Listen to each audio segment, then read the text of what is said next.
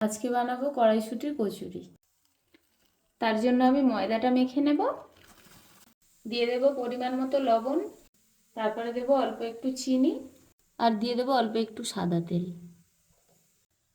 ময়দাটা আমি হালকা গরম জল দিয়ে ভালো করে নরম করে মেখে নেব।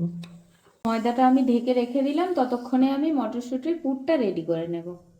তেলের ওপর প্রথমে দিয়ে দেবো অল্প কিছু মৌরি, তারপরে দিয়ে দেবো অল্প একটু হিং। এটা আমি নিরামিষ বানাবো। এবারে আমি সিদ্ধ করা মটরশুঁটিটা দিয়ে দেব।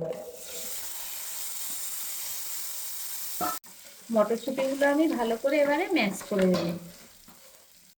দিয়ে দেবো অল্প একটু হলুদ গুঁড়ো, দেবো একটু লঙ্কা গুঁড়ো, স্বাদ মতো লবণ, অল্প একটু চিনি, আর দেবো অল্প একটু বাড়িতে বানানো মশলা। সবশেষে দেবো অল্প একটু গরম মশলা, তারপরে নামিয়ে নেব। পুরটা রেডি করে আমি ঠান্ডা করে নিয়েছি। এবার কচুরিগুলো আমি বানিয়ে নেব।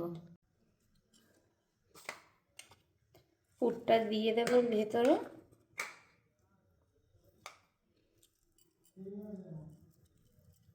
হালকা একটু ময়দা ছড়িয়ে কচুরিটা আমি এবারে বেলে নেব।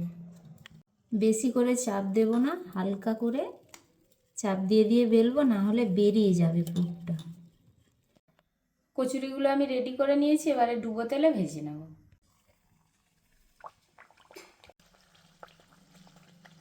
কড়াইশুঁটির কচুরি আমার রেডি হয়ে গেছে।